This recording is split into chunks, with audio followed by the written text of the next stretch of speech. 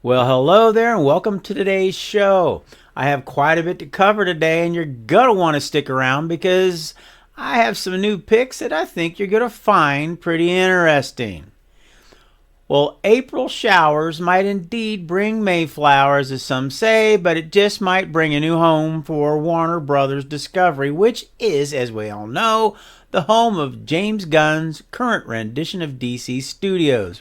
You see, on April 8th, Warner Discovery's trust lockup period with AT&T expires, and basically what that means, in a way us average-minded dudes can understand, is that they will then be able to sell and or be merged without taking it in the old cornhole over incurring tax obligations from any gains and or profits that they might make in the process. So they're avoiding taxes again.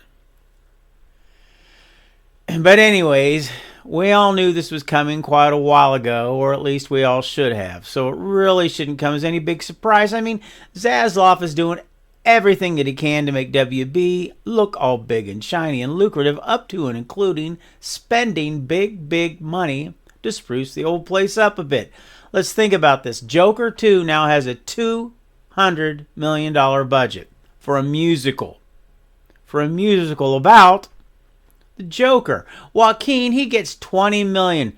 Gaga, she gets $12 million. Hell, the first Joker had a budget of $60 million. Now, granted, the first film did bang over $1 billion, but the WB is over $50 billion in the hole. We also have the partnership WB recently made with Tom Cruise a few months back, which I talked about in one of my past shows, I might add. And notice I ain't saying I scooped it like every other damn YouTuber and Xer has done the past 24 hours, because it wasn't a scoop, sluggo. It was just common sense. Anywho, I questioned whether or not it was simply a move to make WB look better in the eyes of potential buyers, what with bringing the biggest movie star alive on board, and maybe I was right. I questioned it then, and I believe it now. And how's about Mr. Z giving James Gunn free reign to do just about whatever his teeny-weeny, two sizes too small heart desires? Yes, I know, but socks, what about all those billion-dollar Barbie bucks, you might be asking? Well, did I mention WB is $50 billion damn dollars in the proverbial hole? Barbie was a pretty in pink band-aid for a studio that continues to hemorrhage money faster than Taylor Swift makes people vomit. Yes, it's a new year, and yes, it's a new regime for DC, but WB ain't just DC, capiche? It's also Discovery Network, CNN, HBO, Food Networks own the ID channel, TLC, Cartoon Network, Adult Swim. Well, you get what I'm saying here, and that is there's a lot riding on this. Most believe that WB will wind up kicking it with Paramount or NBC Universal, but only time will tell, and it could take time, a lot of time. Hell, it may not even happen at all, although I don't see how they can avoid it. And if Warner Brothers Discovery should merge and or sell, then what? Where does that leave the future of films like Batman 2 that hasn't even started production yet, or any of the constantly hyped DC projects Gunn and his posse have been cooking up? And let's not forget about the many other films coming up under the Warner flag, because DC ain't the be-all, end-all over at Warner Brothers land, you see. The long-awaited Beetlejuice sequel is currently in production, Dune 2, Mad Max's Furiosa, and probably the most anticipated of all of them, Godzilla, Kong, The New Empire, which is due out, I might add, to be released next month. So where am I going with all this? Well, first off, as I've stated in the past, Zaslav is spending money that he doesn't have to spend, for one thing, and it simply comes off as window dressing for potential buyers who may be looking to acquire what it is that he seemingly has to offer. And I say seemingly because, yes, it's a fact that Tom Cruise is a big star, if not the biggest, but the dude is 61, and his last Mission Impossible Dead Reckoning didn't do as well as anticipated. $565 million worldwide, not bad, I guess, but hardly even close to what Top Gun Maverick made at $1.5 billion, and there are no guarantees that he will make the dough flow for Warner, not to mention the fact that he has offices in other studios as well, so WB content is not exclusive. Number 2 on the list, and this is a big one, well, simply that anything and everything could change over the course of the next few months if a buy or merger does take place and someone else takes control. What if they don't like what's up ahead? What if they don't dig what Gunn has mapped out for DC? And what if it's reconstructed yet again, or even worse, put all on hold until they decide that they know what they want to do? What if they think Cruise is peaked and not worth the investment? I mean, it could happen, couldn't it? Lord knows we've seen it happen again and again.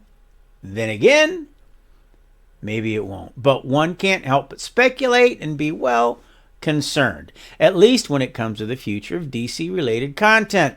The non-DC films I previously mentioned are all pretty much in the can and should be, for the most part, somewhat successful, as should DC's Joker Folie à Deux. Well, maybe. Did I mention it was a musical?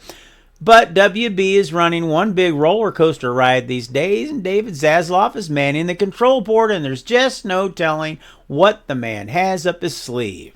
I just hope and pray that we are not on yet another ride on the Zaslav coulda, woulda, shoulda express. And speaking of one of those kind of sort of coulda, wouldas, did you like my segue into that? Recently, one of the artists that did visual development on the extremely popular Beyond the Spider-Verse, Yuki Demers, hope I pronounced that right, released concept art for a Batman Beyond animated film that he and his team were hoping to develop over at DC. But when they approached the powers that be, they were told there simply is no way that they can do a Beyond movie. But WB did say that they loved the enthusiasm. Wow, if that ain't a kick in the old batberries. Now, as you can guess, this brought about yet another bit of DC fan disappointment on social media, and why not? I mean, just look at the stills that they posted. They look pretty damn good, if you ask me. And considering that we never got the Batman Beyond movie that was being considered with Michael Keaton, well, just make it suck all that much more. Shoulda, coulda indeed. And now, enough of the negative shit.